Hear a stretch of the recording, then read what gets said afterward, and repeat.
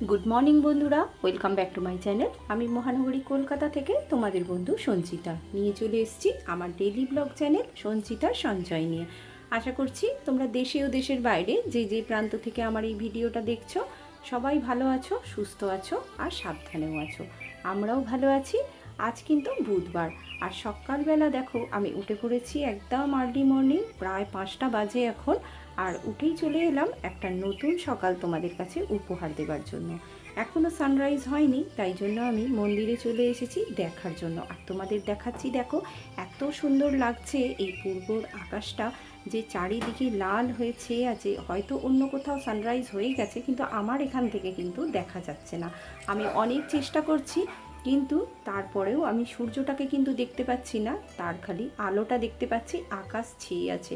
আর এত সুন্দর লাগছে সকালটা, যেন মনে হচ্ছে যে নতুন করে আরেকটা সকাল আমাদের কাছে ভগবান উপহার দিয়েছেন, যে আমাদের নতুন করে বাঁচার আশা নিয়ে এসেছেন আর নতুন করে আমাদের চিনতে শিখিয়েছেন যে প্রকৃতিটাকে কত সুন্দর। এই প্রকৃতিটাকে যেন আমরা কোনোভাবেই নষ্ট না করি। আর এই প্রকৃতি থেকে আমাদের প্রতিদিন কিছু না কিছু আমাদের শিক্ষা হয় এর মধ্যে থেকে। তো দেখো সকালবেলা দেখছি আর একটা জিনিস দেখলাম, আকাশের দিকে তাকিয়ে দেখো কি সুন্দর একটা জেট প্লেন যাচ্ছে। আর সেটা দেখতে কত ভালো লাগছে আকাশ থেকে, তোমাদেরকে কিন্তু আমি এটা শেয়ার করলাম। তোমরা অবশ্যই কিন্তু কমেন্ট করে জানাবে যে এটা দেখতে তোমাদের ভালো লাগছে কি না। আর এটা আমি ক্যামেরাবন্দি করে নিয়েছি, খুব তাড়াতাড়ি, দেখতে ভীষণ ভালো লাগছিল। তো চলো এইবারে কিন্তু আমি শিব বাবাজির কাছে এসে গেছি। শিব বাবাজিকেও তোমাদের সকালবেলা দেখিয়ে নিলাম। কি সকালবেলা পুজো করে গেছে, তাই জন্য শিব বাবাজি কিন্তু আজকে সকাল সকালই ফুল জল পেয়েছেন।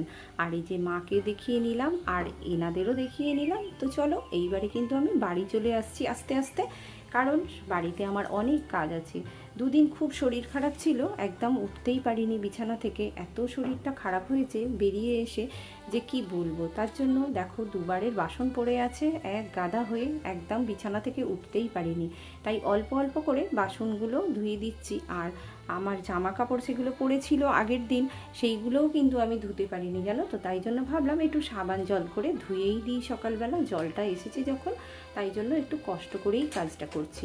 আর এই বাসনগুলো যেহেতু অনেকটা পড়ে আছে, তাই জন্য ভাবলাম না একটু একটু করে তো কাজ করতেই হবে, কারণ নিজের সংসারের কাজ নিজেকেই গুছিয়ে করতে হবে। আর তো আমার কেউ করে দেবার নেই, কারণ মেয়েটার পরীক্ষা এসে গেছে, ওকে বেশি চাপ দিই না। আর দেখো সারা জীবন তো ওকে কাজ করতেই হবে, কারণ নিজের সংসার হলে নিজেকে তো কাজ করতেই হয়। প্রত্যেকটা মেয়েকে কাজ শেখাতে হয় না, সে তার পরিস্থিতি অনুযায়ী কিন্তু কাজ শিখে যায়। তাই জন্য মেয়েটাকে এখন আর বেশি চাপ দিই না, কারণ দেখো যেটুকুনি শেখার সেটুকুনি তো মেয়েরা শিখেই যায়।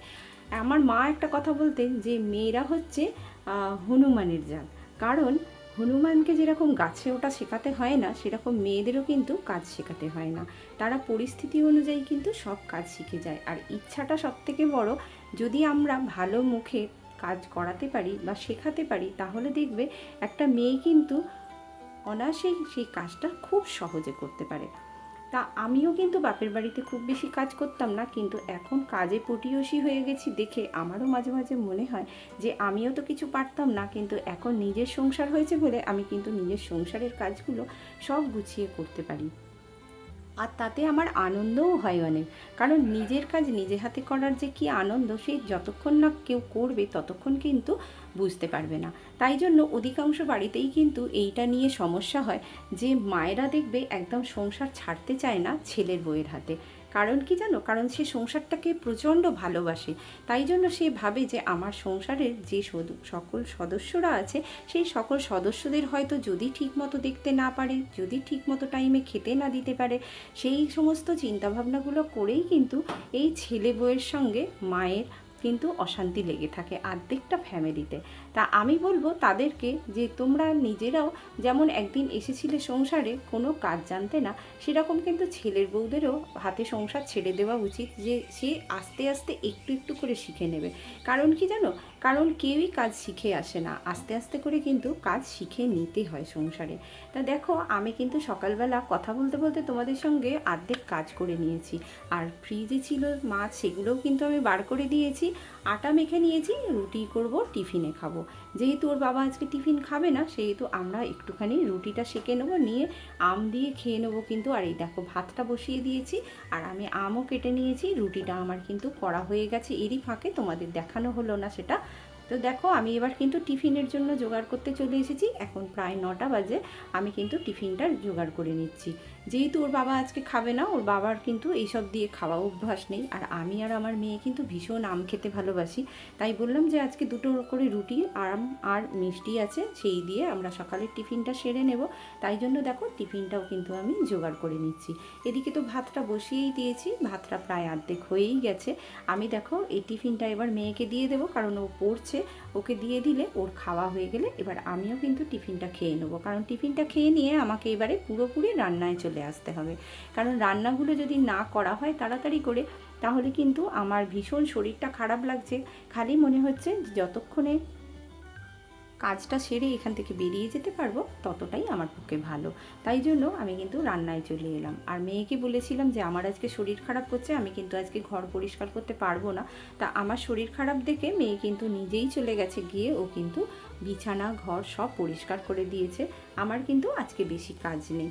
তো চলো বন্ধুরা, আমার সঙ্গে এতক্ষণ যারা ভিডিওটা দেখছো সম্পূর্ণ, তাদের অসংখ্য ধন্যবাদ জানাচ্ছি আমার ভিডিওটা দেখার জন্য। আর তোমরা যারা নতুন বন্ধু আমার এই চ্যানেলে প্রথম ভিজিট করেছো, তাদের কাছে আমার অনুরোধ রইল, যদি আমার ভিডিওটা ভালো লেগে থাকে তাহলে অবশ্যই একটা লাইক, কমেন্ট, সাবস্ক্রাইব করে আমার পাশে থেকে যেতে পারো। আমার পরিবারে থেকে গেলে আমি কিন্তু তোমাদের অনেক আপন মনে করি, আর তোমাদের জন্য রইল আমার অফুরন্ত ভালোবাসা। তো চলো, আমি ভাবছি আজকে একটুখানি পাবদা মাছের সর্ষের ঝাল করব। তা ওর বাবা পাবদা মাছ এনেছিল, অনেকগুলো রাখা আছে। মেয়ে আমার ভীষণ ভালোবাসে পাবদা মাছ খেতে, তাই জন্য একটু সর্ষে বেটে নিচ্ছি। সর্ষে কাঁচা লঙ্কা দিয়ে বেটে নিলাম, নিয়ে ওইটা দিয়ে কিন্তু আজকে পাবদা মাছের সর্ষের ঝাল করব।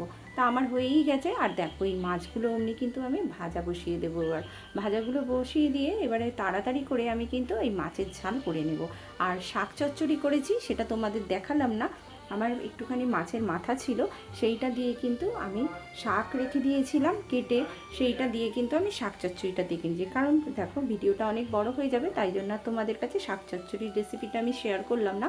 কারণ আগের ভিডিওগুলোতেও কিন্তু আমি তোমাদের শাক চচ্চড়ির রেসিপি শেয়ার করেছি, তাই জন্য আজকে আর সেটা দেখালাম না। আর আমি অমনি মাছের ঝালটা কিন্তু তোমাদের আজকে দেখাবো, যে পাবদা মাছের ঝাল আমি কি করে খাই। তা তোমাদের যদি ভালো লেগে থাকে তাহলে অবশ্যই কিন্তু আমাকে একটা কমেন্ট করো।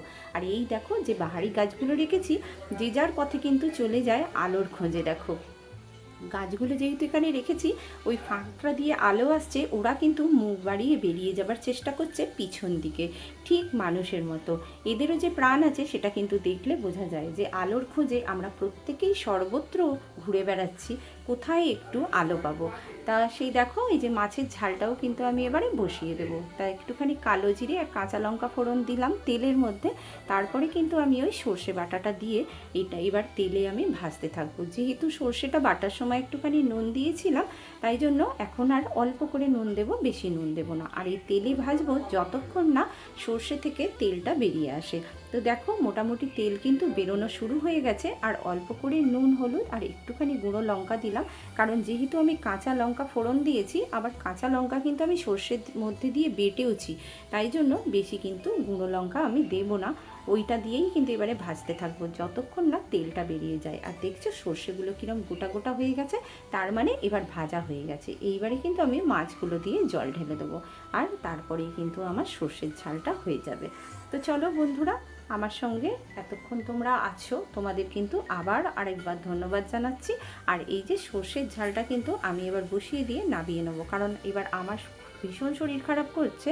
এখন প্রায় 10:30টার মতো বাজে, তাই জন্য আমি তাড়াতাড়ি করে রান্নাটা সেরে নিয়েই এবার স্নানে চলে যাব ভাবছি। কারণ মেয়ে তো ঘরটা পরিষ্কার করেই দিয়েছে, এবার স্নানে চলে যাব, গিয়ে এবার আমি পুজোটা করে নেবো। তো দেখো আজকে আমার রান্না হয়ে গেছে, ভাত হয়ে গেছে, আর পাবদা মাছের সর্ষের ঝাল আর শাক এইটা হয়ে গেছে। এগুলো আমি কিন্তু ঢাকা দিয়ে একদম রান্নাঘর পরিষ্কার করে বেরিয়ে চলে যাব স্নানে। তো চলো, নিজেদের শরীর যতই খারাপ হোক আর যাই হোক, আমরা কিন্তু কর্তব্য থেকে কখনোই দূরে সরে যেতে পারি না, কারণ আমরা এতটাই সংসারকে ভালোবাসি আর সংসারের মানুষগুলোকেও আমরা এতটাই ভালোবাসি যে তাদের দূরে ঠেলে দিতেও আমাদের কষ্ট হয়।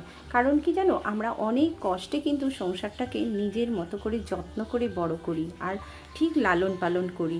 আর তার যে সদস্যরা থাকে তাদেরকেও আমরা প্রচণ্ড ভালোবাসি, তাই জন্য তাদেরকে দূরে ফেলে দিয়ে কখনোই আমরা দূরে চলে যেতে পারি না। তাই জন্য কী করি বলো তো, সর্বক্ষণ চেষ্টা করি যে বাড়ির সদস্যদের যেন কোনো কষ্ট না হয়। আমার যত কষ্টই হোক না কেন, তারা যেন কোনো কষ্ট না পায়। তো চলো বন্ধুরা, আমি কিন্তু আজকে পুজোটাও দেখো সেরে নিচ্ছি। আর সমস্ত কাজ যখন হয়ে গেছে তখন, আর যে প্রচণ্ড গরম পড়েছে, তাই জন্য তাড়াতাড়ি করে স্নানটা করে পুজোটা সেরে নিচ্ছি। কেন বলো তো, এইবারে জানলা দরজা সব বন্ধ করে দেব। আর ঘরের মধ্যে এতটাই গরম, দুপুরেও ঘুম হচ্ছে না, রাতেও ঘুম হচ্ছে না। বৃষ্টি হচ্ছে, যেরকম বৃষ্টি হচ্ছে কিন্তু গরমটা একবারেই কমছে না। তাই জন্য কিন্তু প্রত্যেকের শরীর খারাপ হচ্ছে। আর একটা কথা কি, প্রত্যেকের কিন্তু পেটের গন্ডগোলও হচ্ছে এই গরমের জন্য। প্রচুর পরিমাণে নুন দিয়ে, লেবু দিয়ে জল খাও। শরীর ঠান্ডা করার সমস্ত রকম ব্যবস্থা রাখতে হবে বাড়িতে, কারণ বাড়ির সবাইকে সুস্থ রাখার দায়িত্ব আমাদের। তো চলো বন্ধুরা, ভিডিওটা আজ এই পর্যন্তই রাখছি। দেখা হচ্ছে আরও একটা নতুন ভিডিওয়ে। ততক্ষণ সবাই ভালো থেকো, সুস্থ থেকো, সাবধানে থেকো। আর হ্যাঁ, আজকের ভিডিওটা কেমন লাগলো অবশ্যই জানাতে ভুলো না। একটা লাইক, কমেন্ট, সাবস্ক্রাইব। টাটা।